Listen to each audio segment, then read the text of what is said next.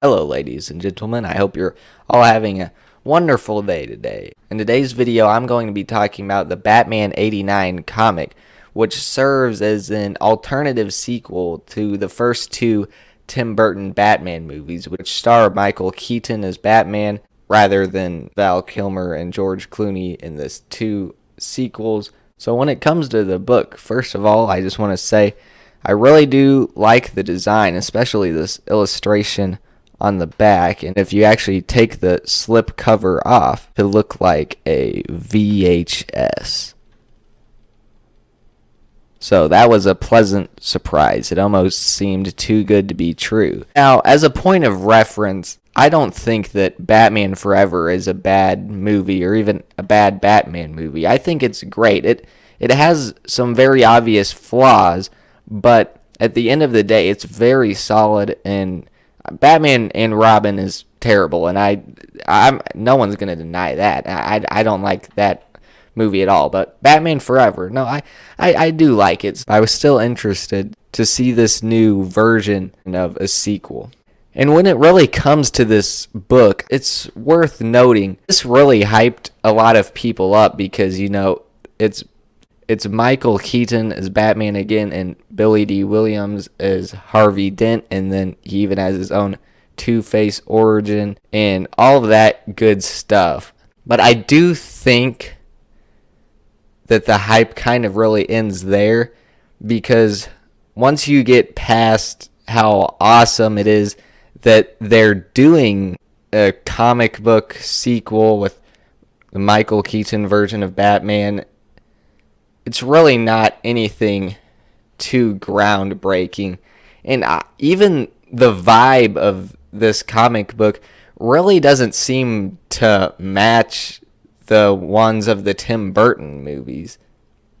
And when it comes to the pacing, it doesn't feel like a movie. It feels like a 6-part comic book series, which that's what it is.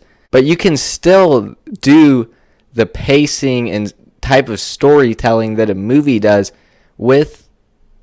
in comic book format, but they kind of just chose not to. Yes, it is a comic, but it can still feel like a movie, because I don't think the threat is very big and the story isn't too long. Still, though, it has some really good action in here, and I do like how they handled the Two-Face character and how they added in Barbara Gordon into the story. I kind of like how this brings back elements of the prior two movies. They have like the Joker gang, and then they bring Catwoman back. But I do think when it comes to Catwoman, she really didn't do anything significant to add to the story. Another thing, the new version of Robin in this was kind of disappointing for me, because they were already Robins, established in the comics. It doesn't have to be Dick Grayson, but it could be Tim Drake or Damian Wayne or Jason.